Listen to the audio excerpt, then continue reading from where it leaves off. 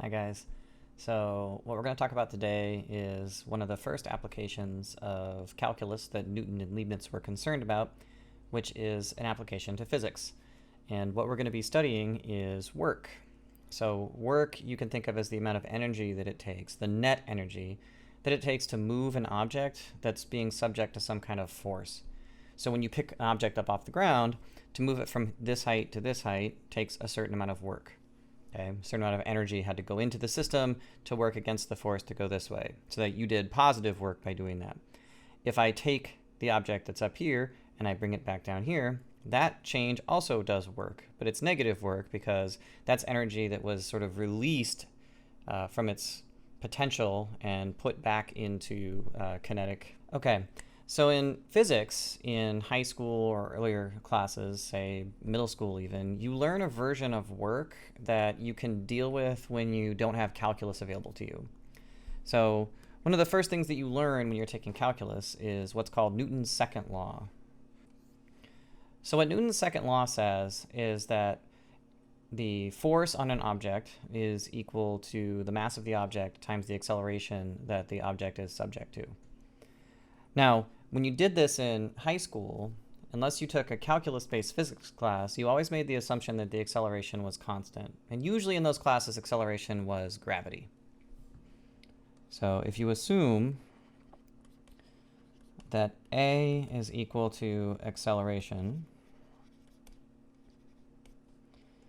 and A is constant, with those assumptions, what you end up with is a second law that looks like this. F is equal to ma. That is, force is equal to mass times acceleration. Okay. Now, where you would have seen this most prominently is in what are called kinematic problems. Those are problems where you have an object in free fall, and you can start with the fact that the acceleration is gravity and rebuild it into a system of equations that involve where the position of an object is. You would have seen this in the study of parabolas. It's one of the first applications of the vertex law for parabolas.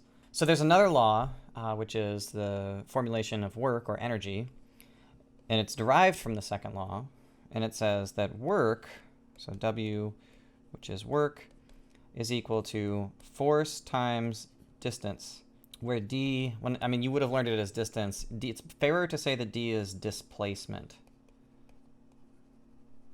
So displacement is the word that we use to mean how far you went from where you started to where you finished. And distance is the absolute value of that, and it keeps track of the total amount of distance that you covered as you traveled. So if you want to know the difference, when we talk about, say, an object moving in a loop, so if I have an object and it starts here and it moves out here and then comes back, its displacement is 0 because it ended up where it started. Its distance, though, is equal to the entire length of the trip that it traveled as it went out and came back. Okay? So what we're going to be talking about is displacement. So everything here is also a constant. If accelerations are constant, then forces are constant. So everything is constant. A is a constant. M is a constant. F is a constant because a constant times a constant is a constant. D is a constant. So there's no calculus to do because there's no functions. These are just numbers. Maybe you had to do a little bit of trig where you took vectors and you split them up into their components, but it was all just algebra. Okay? So what happens in a context where the acceleration is not constant? So if acceleration isn't constant, then that means that the force is a function instead of a constant. And that means that the work is going to be have to be calculated as something related to this function that we're dealing with. So the formulas don't really work anymore. So it's still the case that Newton's second law holds, and it looks like this. F is equal to m. Well, that's still a constant because the mass of an object doesn't change, times A of t, where A of t is a function of time. One of the things that you learn for the motivations for calculus when you're taking Calculus 1 is that there's this really deep relationship between where an object is, how fast it's going, and what its acceleration is. You learn this stacked set of relationships. If S of t is equal to displacement, that is distance from the starting point, then ds dt is equal to v of t, which is velocity. So velocity is the derivative of position. And d2s dt squared, so the second derivative of your displacement, which is equal to the first derivative of the velocity, is equal to a of t, which is the acceleration. And the same relationships actually hold in the opposite direction. So if you integrate a of t, you end up with an expression that works for v of t. And if you integrate v of t, you end up with a position. Now, it's more complicated going backwards because you need initial conditions to figure out exactly what the displacement was. So there's a lot of different displacements that go along with the same velocity curve. But once you pin down an initial condition, this is a unique relationship. So derivatives go down, integrals go up. So another way of writing Newton's second law is that F of t, the force on an object at time t, is equal to its mass times the second derivative of its position. The problem with trying to use this to do work is that the work equation that you learned in earlier classes depended on the fact that the force was constant. And now you have this varying force. So the force varies over the time that you're moving. So how are you going to add up all that force in order to get some kind of energy? So the answer is going to be that we're going to think of this in the same way that we think about Riemann sums. We're going to think locally or in terms of approximations. So in order to make this problem tractable in the setting of Calculus 1, we're going to have to make an assumption about the way that the object is moving. Because you should have noticed in the previous slide that I had variables of t. But in the work equation, that's really an expression about x. So there's a big assumption that we need to make. And you won't get to undo this assumption until you get to vector calculus, where you'll get to see what the physics looks like when you have curves that are determined by paths going through space. So this is not going to be addressed until multivariable calculus. But in order to get the idea of how this works down, the idea in this class is going to be the same as the idea in multivariable calculus or in vector calculus. So the big assumption that we're going to make is that it moves at a constant rate from a point x is equal to a to a point x is equal to b. Now, physics would break if that was actually the way it worked. So it doesn't actually work that way, and it doesn't matter. However the object decides to move, the work done is the same. And that has to do with the conservation of energy. But we don't really have the tool set yet to deal with that. So we're going to work on a special case where we assume that the object moves in the positive direction from a starting spot to an ending spot. Okay? So with that assumption, we can recast this problem not in terms of time, but in terms of distance. After all, if the object is always moving in the positive direction at a constant rate, then instead of thinking about time as our independent variable, we can think about x as our independent variable. And what we're going to be doing is, since the object is moving forward in time, we're going to take the interval from a to b, those are the places where the object starts and stops, and we're going to cut that into individual little slices that look like this. That's called a partition, where the distance between each one of these is delta x. So delta x is equal to xi plus 1 minus xi. So again, it's a special case of the way this works when you're actually doing physics, but you have to learn this so that when you get to vector calculus, the way that you approach it there is like this. And actually, it turns out to be the case that the conservation of energy really means a lot more when you realize that doing this is equivalent to any other path that that object could have taken from here to here under the same force. Okay? Okay, so we make that assumption. If you think about the way that you learned physics in high school, you always made the assumption that this was the case. That you had an object in one place and you dragged it down a ramp, or you dragged it up a ramp, or the spring stretched from this spot to this spot. It was an underlying assumption that it didn't matter how you did that, okay? Even if you never actually got to formally show it. Okay, so now we can take the ideas that we picked up in, say, high school physics or non-calculus-based physics and actually work on them with calculus, so we can significantly expand the set of problems that we can consider. So, what did you learn in high school or earlier? You learned that F is equal to MA, and you learned that W is equal to FD. And it doesn't matter what variable these are functions of because everything was constant. So not everything is going to be constant now. So what we're going to do is we're going to think, okay, given our breakup of the position of the path, right? So we know that the object started at x equals a, and then we chop up the interval into increments until we get to x is equal to b, where each one of these is delta x wide. On each one of those delta x's, we think of the object as moving under constant force. If I make delta x small enough, then whatever the graph of f is, it's going to stay around the same value if I make the x's small enough. Okay? The amount that it actually moves is going to be dictated by the slope of the function at the point I'm interested in, but the basic idea is it's the same as when we do Riemann integration. I have some path that the object is following, and I'm saying, oh, well, instead of thinking about it as a path like that, let's think of it as a bunch of rectangles, which what it would mean for the force to be constant at each one of these points. So in the construct that I'm making here, F is on the y-axis, and D, right, delta x, is on the x-axis. And so the work is going to be the area underneath this curve. So we think of the area underneath this curve. Well, what is the unit going to be? It's going to be newtons, which is the unit of force, times meters, which is the unit of distance. And so if I take force and I multiply by distance, I get joules, which is the unit of energy. Okay, so the area inside here, A, is measured in joules. So on each one of these increments here, what is the work approximately done on that little increment right there?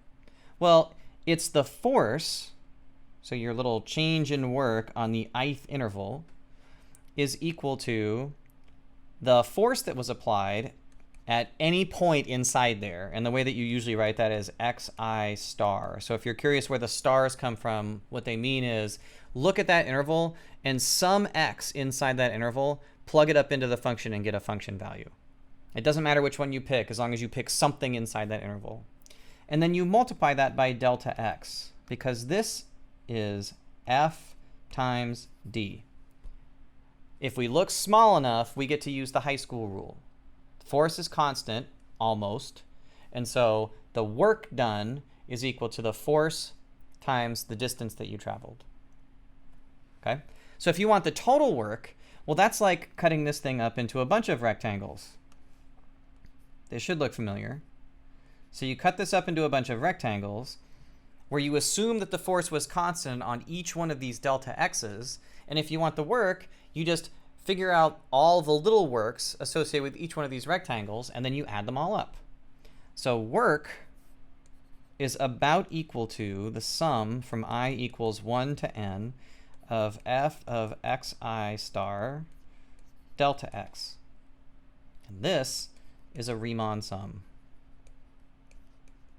So Riemann sums, if you don't recall or you haven't seen that before, you should check out the video that I made about the origins of integration and the technique that you use, because what we're doing right here is exactly what you do when you define what it means to be a definite integral. So the idea now is I've got this expression for work. I can just take a limit, just like usual. So why don't we let n go to infinity? That's the number of rectangles going to infinity, which means that the distance between those rectangles is going to go to 0. Okay? More rectangles means a lot more of these, but they're all a lot skinnier. And that gives you the final formula for work. So calculus work. Work is equal to the limit as n goes to infinity of the sum from I equals 1 to n of f of xi star delta x. And that's equal to the integral from a to b of f of x dx. Okay, so this equation right here, this is the next version of work that you've gotten. So one of the things that people say about education is it's the process of getting progressively lied to less and less as you learn more and more. So we've peeled back one layer of lies anyway, and you recognize now that work and force are deeply tied up with calculus. They're not just these linear equations that you plug numbers into and do algebra. That calculus is the tool that's used to compute these things. Okay, So I want to show an application of this idea, the idea that work is equal to the integral of some force function. And the easiest example to look at is the example of springs. So springs turn out to be sort of one of the central ideas of calculus, like where a lot of the stuff came from, because springs in some sense are a simplified version of the way that gravitational force works. Okay, so imagine that you've got a spring, and a spring at rest, that is a spring that's not stretched one way or the other, is said to be at equilibrium. So you got a spring with some kind of mass attached to it, and you always set x equal to 0 to be the equilibrium spot. You don't have to make that always, but it's frequently computationally efficient to do that. So x is equal to 0 is the equilibrium position, which means it's unstretched.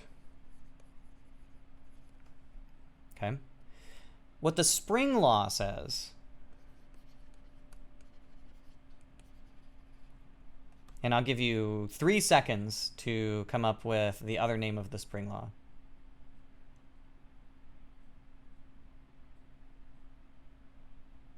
All right, it's Hooke's law.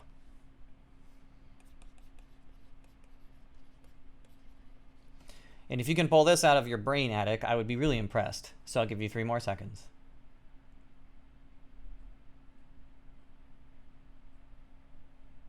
Okay, so in words, what the spring law says is that the force exerted by a spring is in the direction of its equilibrium point and is proportional to its displacement.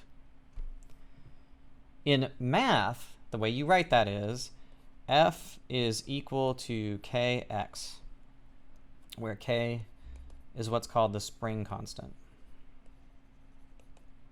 Okay, so now let's actually look at how this works if I want to apply the work equation to it. So this is a problem that you could not actually compute the energy unless you were either given the equation in a previous class or you just couldn't do it, because the problem is that as you move this spring in and out, the amount of force that's being exerted by the spring changes. If you push the spring way in, then the force increases and increases and increases and increases until like it's maximum when it's right up next to here. All of this, of course, assumes that everything is perfect and there's no material failures.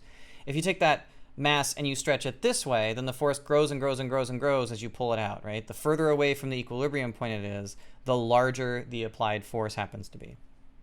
So that's not something that you can add because you don't have the idea of chopping things up into little pieces and estimating. So, what is the work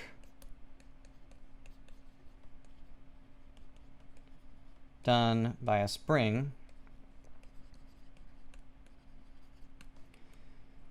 with constant k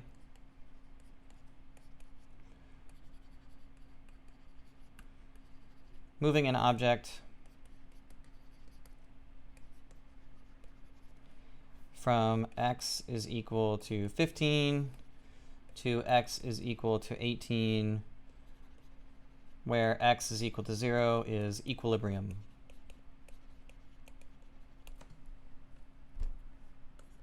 Okay, so what am I asking here? I have a spring. Its equilibrium point is 0. So here's our spring. This is the equilibrium position. X is equal to 0. What am I actually doing? Well, I'm out here at x is equal to 15. This is supposed to be my starting spot. So you can imagine that this thing is really stretched already out here. And then I take that spring, which is at x is equal to 15, and I take that object and I stretch it even more to x is equal to 18. And I want some kind of expression for the amount of work that it took to do that. How much work was performed doing that? Okay, so again, the setup is here was x is equal to 15. I had an object. I stretched it to x is equal to 18. And x is equal to 0 is the equilibrium. So what the equation tells us is, well, work is supposed to equal to the integral from the starting spot to the ending spot of whatever my force equation is times dx. That is, work is the sum of the little works. Well, f of x in this case is just kx. And a and b are given by 15 and 18. So if I want to compute the work that was done by the spring, I just have to do this integral. K over 2 x squared evaluated from 15 to 18, which is k over 2 times 18 squared minus k over 2 times 15 squared. And if I was being pedantic, I would actually give you units on all this stuff. So we can call this meters. And let's say that f of x in this case had force measured in newtons. And that means that the unit on this entire thing when we were finished is in joules. So at least in physical problems, you should try to make sure that you understand what the units are so that you can keep track of if you're doing it correctly or not. When you look at something like this, you should be able to tell, well, if the unit here was newtons and this unit is in meters, well, a newton meter is the definition of a joule. Okay. Okay, so that's kind of the theory of how work works in the setting of calculus. And so the next thing that we're going to do in the next video is we'll talk about some examples of how you actually do work calculations, including the most infamous of all work type equations, lifting water in a filled tank. All right.